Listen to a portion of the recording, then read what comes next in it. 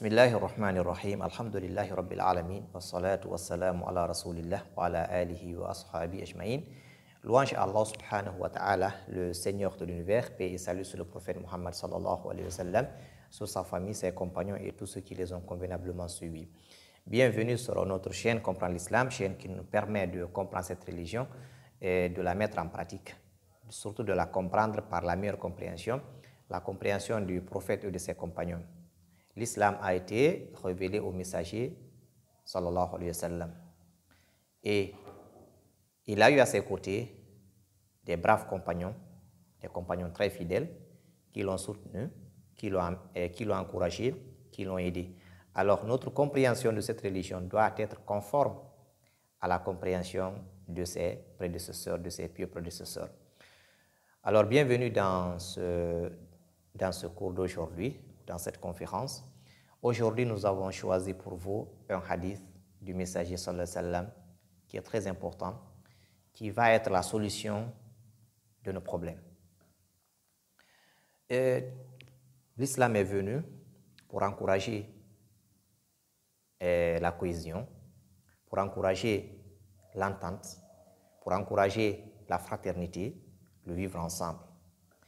Et il y a des comportements, il y a des caractères qui viennent entacher cette cohésion, qui viennent, disons, détruire cette union, cette cohésion, cette paix qui règne entre les musulmans.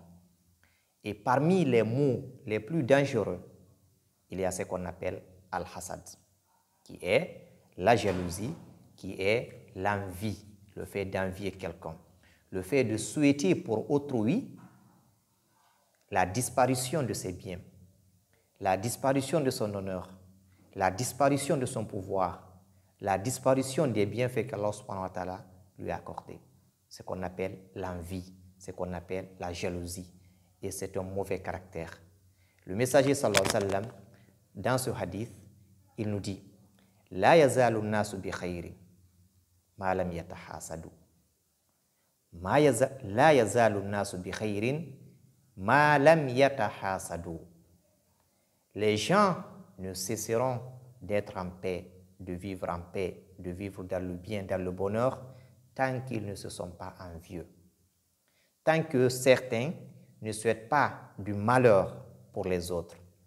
Tant que certains ne sont pas... tant que certains sont contre ce qu'ont eu les autres, les bienfaits des autres. Lorsque nous arrivons à ce niveau, tout ce qui est bonheur, tout ce qui est paix, tout ce qui est fraternité, tout ce qui est amour disparaît entre les gens. C'est pourquoi l'islam est la solution à tous les problèmes. L'islam te dit de ne pas être envieux, de ne pas souhaiter pour ton frère ce que tu n'as pas aimé pour ta personne, pour ta famille, pour tes proches. Donc ce hadith est très intéressant. La yazalu nasu bi khayrin ma lam yatahasadu. Les gens ne cessent de vivre dans le bonheur tant qu'ils ne se sont pas envieux. Et les savants disent que al-hasad, c'est-à-dire l'envie, la jalousie, c'est le fait de souhaiter, de désirer la disparition des biens d'autrui. Et là, il y a 3 degrés de l'envie. Il y a le premier degré, souhaiter ou désirer pour ton frère ce que tu n'as pas aimé pour toi, désirer pour ton frère la disparition de ses biens, même si cela ne te profite à rien. Tu veux que les biens qu'il a eus, son argent, tu veux que son argent disparaisse. Tu veux qu'il perde son honneur. Tu veux qu'il soit humilié. Le bonheur, le bienfait qu'Allah subhanahu wa ta'ala lui a accordé, tu n'as pas aimé. Tu veux que ça disparaisse. Même si ça ne te revient pas à toi. Même si tu n'en profites à rien. C'est le premier degré. Le second, c'est le fait de désirer la disparition des biens d'autrui au profit de ta personne. Tu veux que ça te revienne. L'argent qu'il a eu, tu veux que ça te revienne. Le pouvoir qu'il a eu, tu veux que ça te revienne, que ça disparaisse. de son côté et que ça te revienne toi. C'est le deuxième degré. Les deux sont interdites. Le troisième, c'est le fait d'envier quelqu'un sans pour autant souhaiter la disparition de son bien. Comme l'a dit le messager sallallahu alayhi wa sallam, il dit, on n'a d'envier que deux personnes.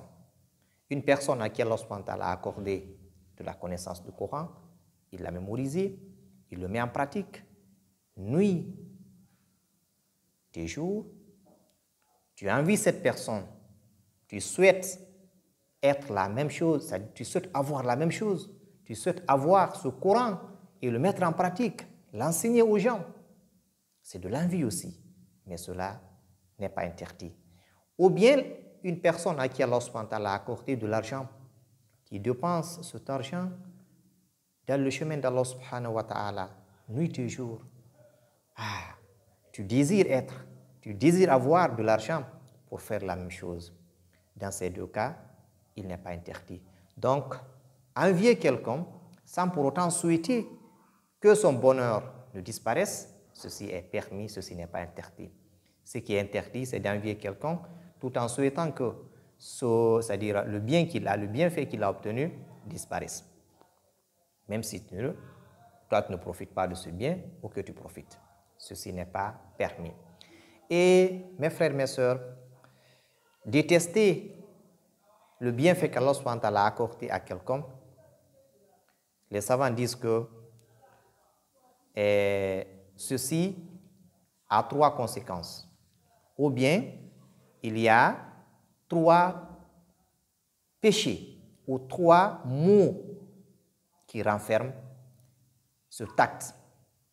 Envier quelqu'un, souhaiter qu'un mal touche quelqu'un ou qu'aucun bien qu'il a eu de la part d'Allah subhanahu wa ta'ala disparaisse, premièrement, c'est de commettre un péché. Car Allah subhanahu wa ta'ala a interdit, le messager l'a interdit. Et n'oublie pas que le fait d'envier quelqu'un, c'est-à-dire cette jalousie, c'est une maladie du cœur qui efface les hasanats, qui efface tes biens comme le feu consomme le bois. Donc c'est du haram, c'est de l'interdit que tu es en train de commettre, donc tu es en train de commettre un péché. Deuxièmement, envier quelqu'un, souhaiter ou désirer la disparition d'un bien d'autrui. Deuxième chose, c'est de l'impolitesse avec Allah subhanahu wa ta'ala. C'est Allah qui a partagé, c'est Allah subhanahu wa ta'ala qui l'a accordé. Et tu dis non, ce qu'Allah a fait, c'est pas normal, par ton acte, par ta jalousie. Donc tu te comportes mal devant ton Seigneur. Alors si tu revenais, si tu réfléchissais un peu, les bienfaits qu'Allah subhanahu wa ta'ala t'a accordé toi, tu aurais remercié Allah subhanahu wa ta'ala pour ses bienfaits, non seulement pour ses bienfaits, mais aussi pour les bienfaits qu'il a accordés aux autres. Alors sache que c'est Allah qui a partagé. Donc être jaloux de cela, c'est de l'impolitesse avec Allah subhanahu wa ta'ala. Il n'est pas poli.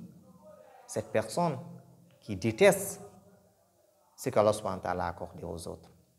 Deuxième élément. Troisième élément, c'est la souffrance du cœur. L'envieux, vraiment, il souffre. Il n'est pas en paix. Chaque jour, il souhaite du mal pour ses prochains.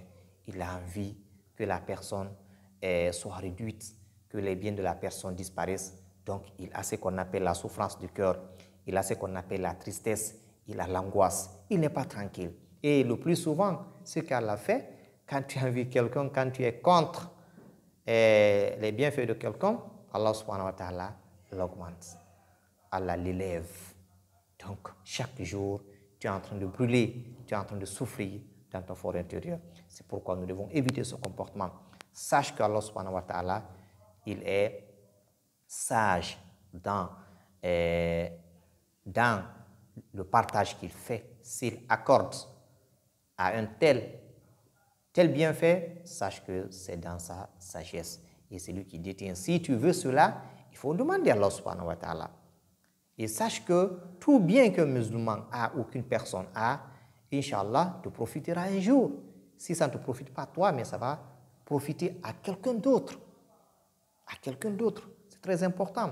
Donc ne sois pas jaloux, ne sois pas envieux, parce qu'Allah subhanahu wa ta'ala a accordé un bien, que ce soit un savoir, que ce soit de l'argent, que ce soit des enfants qui sont sur la bonne voie, que ce soit du pouvoir, tout ce qu'Allah subhanahu wa ta'ala accorde à quelqu'un, il faut être content de cela, il faut être heureux, il faut implorer Allah subhanahu wa ta'ala de mettre la baraka sur ce qu'il a accordé à tel, c'est-à-dire pour telle ou telle personne. Et si tu veux cela, tu demandes à Allah subhanahu wa ta'ala de t'accorder toi aussi. Mais ne sois pas jaloux, ne sois pas envieux.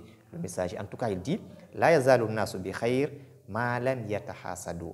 Les gens ne cesseront d'être dans la paix, dans le bien, tant qu'ils ne sont pas envieux. Donc, ça veut dire tout simplement que lorsque le hasad, lorsque l'envie, la jalousie s'impose dans une société, c'est la déchirure, c'est les malentendus, c'est des querelles, c'est des haines, donc ça ne profite pas à cette société. Qu'Allah subhanahu wa ta'ala nous fasse comprendre cela, qu'il nous éloigne de ce qu'on appelle al-hasad, qu'il nous éloigne tous les mauvais caractères, qu'il pardonne nos péchés. Barakallahu fikum, assalamu alaikum wa rahmatullahi wa barakatuhu.